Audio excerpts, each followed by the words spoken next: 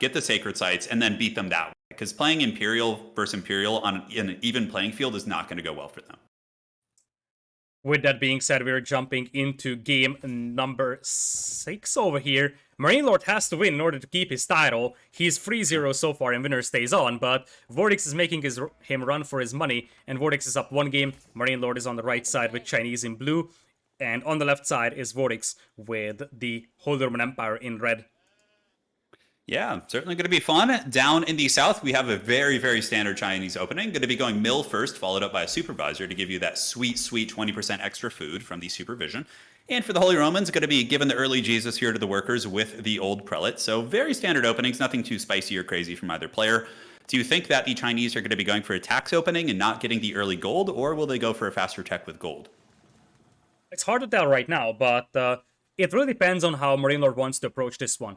If he starts mining gold, I feel like that's going to be a Song Dynasty style 2000er boom potentially. And then it requires him to do quite a lot of voling because the HRE could do a fast castle into sort of a men-at-arms siege style push. So it depends on how much MarineLorD will vol. Yeah, absolutely. And I do think that from the Holy Romans on this map, I think a way that could really give them an edge over China would to be, I mean, not that Holy Romans have any unique perks for the professional scouts, but I think seeing a stable in scouts and professional scouts early against China could be very strong, just to deny them some of that, because China is really good at professional scouts, but this map is big enough and the deer camps are pretty close to his base that I think he could maybe contest at least a couple of those camps. But also that gives Holy Romans a crazy Imperial Age push, because with all the deer food by the Aachen Chapel, you can really tech to the Imperial Age very quickly. Yeah, that's what probably is the best scenario for Vortix. So go stable professional scouts, ferry in some deer, use the Aachen Chapel's bonus to boost your food income with that, and get to Castle Age, pick up the relics. You have 2 on your side, so you should be guaranteed at least 2, especially if you got some scouts to control the map with. And then just try to go for a fast Imperial Palace of Swabia, and try to hit like a 70-ish villager Imperial Age push with bombards, because the Chinese will be able to match your economy, but they won't be able to match your Imperial Age timing. Yeah, absolutely. The Holy Romans can get it super quickly. So you can get a little bit of an edge there. It doesn't last too long, because even if you get ahead of China, or like, let's say you build like the palace, right? Well, China is going to be able to catch up to you because they build their buildings 100% faster, right? So I find that even if China is a little bit behind, it often happens against Rus. They can catch up very, very quickly with like landmarks and tech and things like that. I wonder if we could see some early walls to like try and deny the professional scouts. So we got 2 deer camps on the side of each player, obviously, but do you think the Holy Romans could go for like some early palisades there to try and deny the professional scouts, you know, and their deer from being taken? It's always a possibility, but obviously it's a big investment, so It is, you have to vol quite a lot to make that happen. That applies to both players, so I feel like we're not going to see that coming in as Vortix is aging up with the Aachen Chapel as expected. Whereas on the other side, to answer your question, there is some gold mining from MarineLorD, so to me that tells me that we are going to see a rather early Song Dynasty here. Yeah, which I think is smart. Like, this map has massive rush distances. Like, I think this is one of the hardest maps to rush because obviously the most direct route between 2 bases that you would normally have in like Arabia or something is not the case on this map. You have to go all the way around. It's a big loop. Supply lines can be very tough, right? So if you have a barracks in your base and you're sending troops down to rush your opponent, like, it's going to take a long time for reinforcements to get there, whereas the defender is going to be getting constant reinforcements. So this map almost always goes to like a booming, like 2 TC, like every civ kind of just trying to rush to the later ages and get that big economic advantage going. Absolutely, especially if you're fighting against Chinese that have very fast reactions. So by the time you get there, your opponent can have a production building up being supervised. So it's next to impossible to harass the Chinese here in Feudal Age. And you see, MarineLorD knows that. He's going for the Imperial Academy, knows exactly that he's not going to need the Barbican of the Sun immediately. Yeah, Holy Romans aren't even that aggressive anyways. Like, there are some really kind of haggard, like, all-ins you can do with, like, men-at-arms, but really they're just not that good, in my opinion, at doing that. So I think, like, being greedy against Holy Romans, even if it were a different map, like, let's say, like, Altai or, like, Arabia or something, I think you could afford to be a little bit more greedy. Because if you're planning on going Song anyways, like, the Barbecue of the Sun isn't going to be that far behind here. Mail coming in here for Vortix, that's a sign that he wants professional scouts. If you look at his gold count, that's just enough for that. So he's going to ferry in deer. It's actually a very, very nice and compact base because every single villager in his economy will be affected by the Aachen Chapel. Yeah, it's incredibly nice for sure. And again, you gotta play that game. If you just let China have all the deer on the map, you're just going to be in such danger for sure. So professional scouts takes, what, 1 minute and 15 seconds, if I'm not mistaken. And for the Chinese, while being supervised. It looks like he's not supervising it yet. The Chinese supervisor is coming in, and that will put the time from 1 minute and 7 seconds, although it looks like he's not supervising it. Interesting. He's supervising the gold instead. Oh, there he goes. So now he's on it, and the time is down to 17 seconds, which is insane. A 200% increase is no joke. Absolutely, especially because once the upgrade finishes, in fact, you don't even want to finish it, you just want to get to like 90%, retask the Imperial Officer on the stable, and just go for scouts. Looks like he actually popped up the second Imperial Officer, so he doesn't even need to retask it. He's just going to start popping out the scouts. And a problem right now for Vortix is that he doesn't have the scout numbers. Yeah, that's always the problem with the Holy Romans, like trying to... I mean, I think you have to. He does have 3 scouts queued up, so, I mean, he might not get the ones at the Chinese base, but if he can get a couple from his own region, I mean, that's good. Like, let's say the Chinese get 60 to 70% of the deer, I still call that an okay trade for the Holy Romans. And yeah, the Holy Romans' food economy is going to just blow the Chinese out of the water here temporarily because of the Aachen Chapel motivating, 14 villagers on food. That is a crazy, crazy amount of food income. Absolutely. You see, Vortix is trying to lame at least 1 or 2 deer here from his opponent, so it's like, okay, I know that you're taking most of it, but I'm going to steal 1 anyways. Yeah, I really like that. He went over immediately to his opponent's side to take the deer from there, right? So then his opponent's going to have to move all the way across to take the deer from his side. It's just a really, really good play. And honestly, he's getting a fair amount of deer back in his own base. And if he could just clean up this deer camp and then get the deer camp to the northeast, like he'll be breaking even with the Chinese, which I would call a huge victory considering the supervisors, the quicker scouts for China. I think that's a great win. That would be a massive win, especially because MarineLorD is focusing on his own hunt as well. If MarineLorD came forward with the 5 scouts, he could just swoop up the entire hunt of Vortix here, but he's not doing it. So, as you said, this could be an even amount of huntables, which is a big win for the HRE here. Absolutely. And taking a look at the banked resources, Vortix is sitting at a little bit of a higher food count at 686, and his gold is also higher as well. So I think there will probably be a slight Castle Age advantage maybe for the Holy Romans. But again, we're also not taking into account, or I'm not, the rapid building of China. So they could probably catch up relatively quick. But getting that Regnitz online, getting the relics, and HRE has some pretty good relic spots. Looking up in the northeast, there's actually 2 relics on his side of the map. And granted, there is for China as well, but that's still, those 2 being close together makes it very easy for him to send a couple prelates up there. Absolutely, and it's very difficult for MarineLorD to deny that. Looks like now MarineLorD is coming in to try and get some of the hunt lamed, and he's gonna have another scout coming in, followed by a 3rd one, so looks like Vortix won't be able to swoop up the entire hunt on the north, but he still has to be satisfied with this, especially with the Castle Age timing that he's gonna have. Yeah, absolutely. I think it's a pretty even game for both players. I don't think anybody's got like any huge advantage over the other in this early kind of economic duel they're having. I wonder if we're going to be seeing Knights probably next. I think that's going to be the case. And I have noticed that about Holy Romans. It's been one of my biggest problems when I play on ladder with Holy Romans. I just get so excited to build their infantry that I neglect their Knights. But the Regnitz Cathedral being online really does allow you to get a lot of very expensive Knights. And that could be a really good pressure piece against China because, Palace Guard aren't super good against Knights, nor are the Nest of Beasts and Springalds anymore after the nerf. So I think that the Holy Roman Knights could be a big deciding factor in these early battles coming up.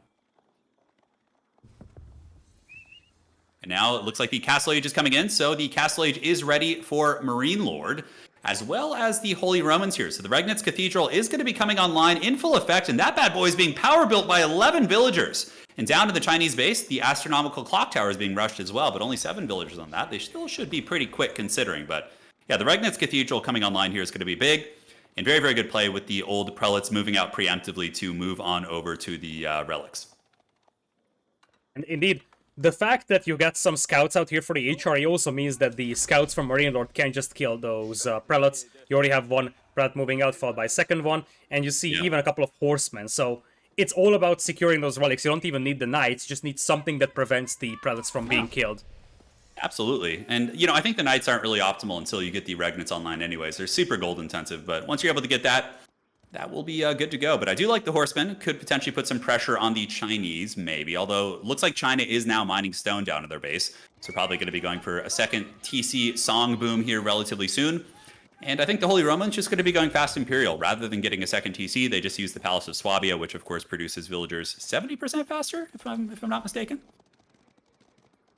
Yep, that's correct, as we do have the 2 relics swooped up here. The real question is the 3rd relic over here in the middle, because that's the only one that MarineLorD can hope to deny. Going in with the Palisades on the north, and we do have some Lancers coming in from him. He might have a chance to deny the 3rd relic, though.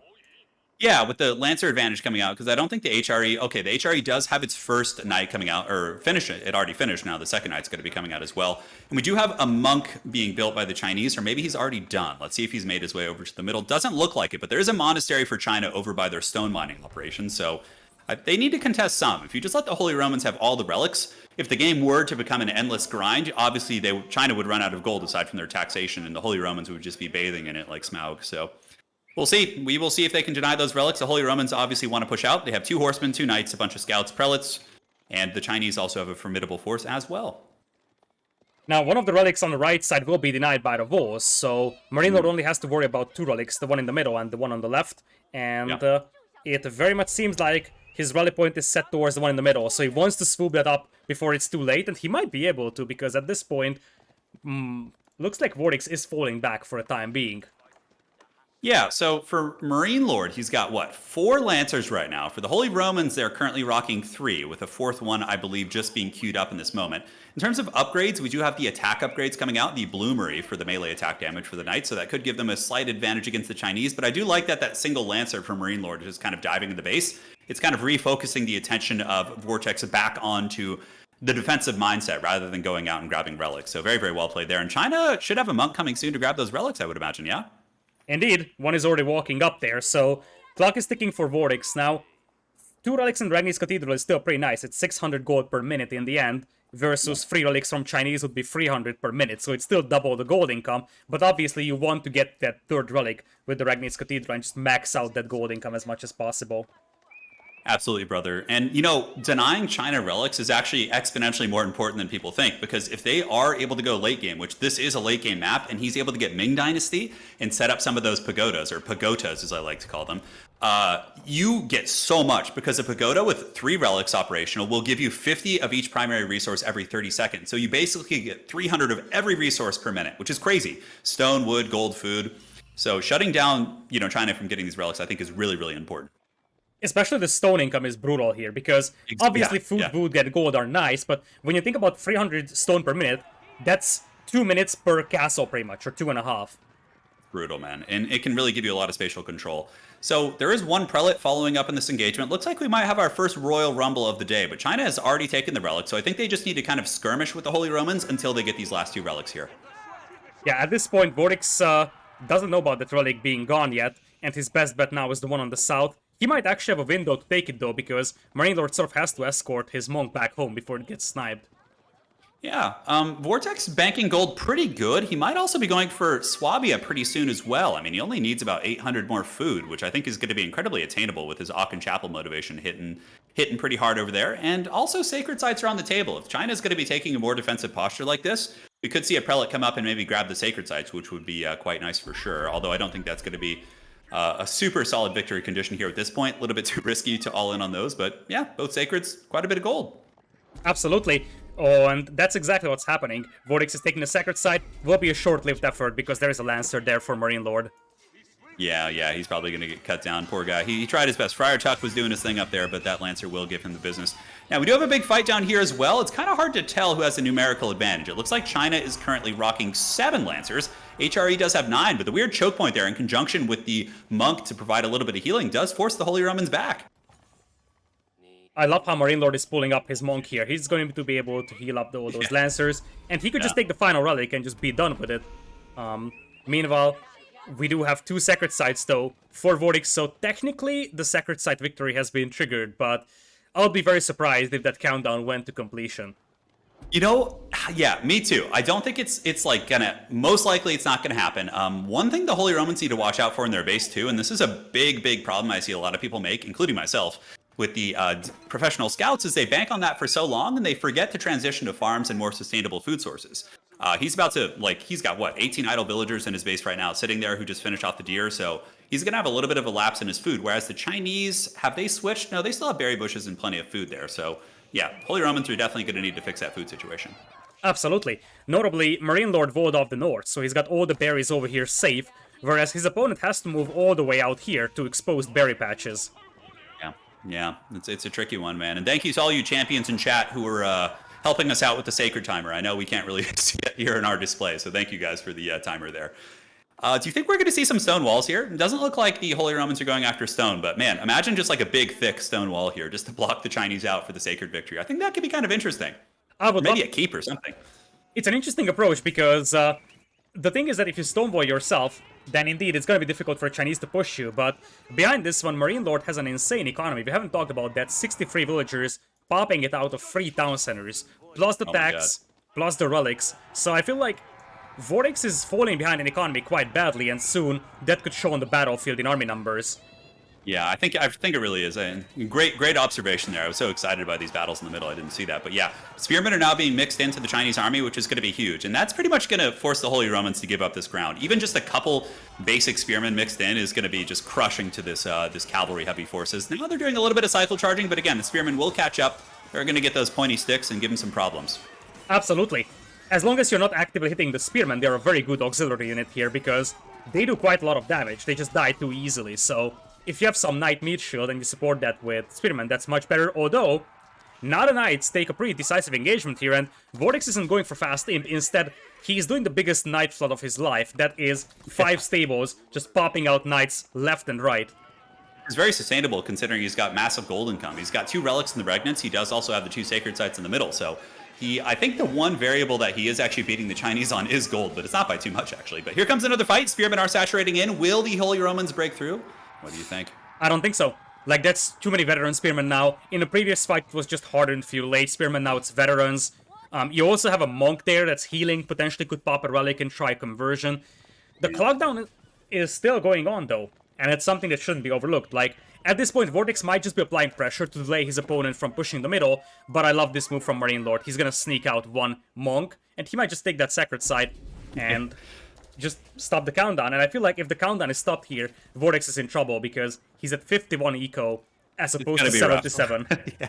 It's going to be rough. The Crouching Tiger, Hidden Monk here in the back, going to be jumping on that sacred site. And the Holy Romans have been forced back. Are we going to see a transition? Yeah, okay, so it looks like he is building the triple archery range, going to be getting the archers to try and counteract the spearmen, but man, oh man, China, like you said, a huge economic lead, and it is now starting to show in the income per minute. China at 1,155 food compared to 700 for the Holy Romans. He's crushing him on wood as well by 100, and the gold is even, which is not good. When the gold's even and you have like a Regnant's Cathedral with several relics in it, you know things are looking pretty grim. Now China's going to be taking the sacred sites, and look at this. We got stone walls coming up, and stone walls for the Chinese? Are they stonewalling the Holy Romans into their own base up there? It's kind of hard to tell. It's a possibility. Yeah, he's trying to, but the Holy Romans are building walls in front of it. Oh my god, that's such a meme. Look at that. That's crazy. Some Knight Raids are coming in here for Vortix, but it might get 1 or 2 villager kills. Ultimately, it's going to get cleaned up by the Spearmen, so I don't think MarineLorD will be really disappointed with those raids, but he still needs to clean them up, so it's a bit of an annoyance. Now he triggers the Sacred Countdown at 1740, so his next plan is to just stonewall this one off. Now, MarineLorD lost the game to Kasva on this one. Kasva went Delhi, and he just went full stonewalls in Feudal Age, and just went for 2 sacred sites. So, MarineLorD knows the power of just walling your opponent in with stonewalls, but he's going to bump into a wall on the north. Yeah, you could see he's canceling all the stone walls. Now, it's not going to be that big of a deal, though. I would imagine he'll just build them a little bit more deep set, and he'll be able to wall his opponent there. And here it comes. And Chinese do build defensive emplacements 50% faster, whereas they build basic buildings 100% faster. But here comes the Holy Romans, as well as the defensive keep. So a keep is being set up to secure that sacred site in the middle, while the Holy Romans push in with archers and cavalry against the spears. And here comes a Royal Rumble. The numbers seem to be way better over here for our red player. Archers will be able to tear apart the spearman. It looks like MarineLorD went super heavy on the spears, which might bite him in the back now, because now those archers are smashing everything. Yeah, they're doing a great job, and this is a very swingy game. I'm really enjoying this one quite a bit. The sacred site in the middle is being captured while a Holy Roman keep is being built up, so we'll see if they can get the emergency repairs influence there. Holy Romans are very, very tough to push off a position. If they can get those emergency repairs on keeps, they can pretty much endure against trebuchets and Castle Age artillery for all eternity. But again, when Chinese bombards come out, that's when things get changed up. And it looks like Palace Guard is going to be the switch while the Holy Romans push in. Town Center will be fully garrisoned as now the Knight Charge comes in. The problem right now for MarineLorD is that it doesn't have anything against those archers. Only 2 or 3 Lancers remain. Yeah. So this is still going to be a pretty decent fight here for Vortix, and that's a massive horde of Knights we're talking about in a match point game. Yeah, and like the thing is, behind this he's also doing stuff as well. It's not like this is like an all-in or something. He's securing both sacred sites in the middle of the map, setting up keeps, and the Chinese are really on the back foot. The archer transition really outclassing the spear switch. Yeah, you see that poor tax collector has to supervise that barracks in the middle of the battlefield. The situation is so desperate. Now, we have to keep in mind that if MarineLorD somehow survives this, he's still gonna have the massive eco advantage, but how is he I gonna don't think survive he this? is. Yeah. I think this could be it. I mean, he's going to be he's taking so much damage here. His military is pretty much non-existent, and his production infrastructure is being pinned right now. So as he's producing spearmen to fight, they're just being massacred by the archers. His TC is going to be going down. The villagers inside will probably pay the ultimate troll toll. Cavalry are just pushing through the base. The one nest of bees, which would have been huge for defense, is being taken out by a handful of knights. So there's just so many things going so bad. And on top of that, the sacred sites are going to be belonging to the Holy Romans soon, so they're just securing even more of an advantage behind this. And I'm really impressed. Despite having an economic disadvantage, Vortix really putting pedal to the metal here to win this series. Absolutely. He's got the Regnitz Cathedral and the Aachen Chapel still working for him, nicely pulling away the archers from the nest of bees. MarineLorD was trying to keep those nest of bees alive with the villagers for so long, but there's just way too many knights diving in on it. And MarineLorD might survive this, but I think all of his economy advantage might just be disappearing here. Yeah, I mean, I feel like he built stone walls up in his opponent's base, right? Like up in the northwest. If he had just stonewalled his own base, like this entire push would be pretty much for naught, right? And he would be able to just macro up, get his artillery, get his bombards, but kind of, playing a little bit more of an open game here against, this aggressive cavalry push, I don't think has been working out too well for him. And I think that's going to be game blouses as his base is being torn to shreds. His 3 relics are also going to get taken, or at least nullified here, as his monastery is out front. Yeah, that would be a great move from Vortix, burning down that monastery and yoinking a relic. Now, Vortix still has to be careful not to overextend, because the knight numbers are slowly being decimated, and if those nest of bees get some nice shots on the archers, his army could soon disappear. But as you just said, this is going to be a next to impossible hold for MarineLorD.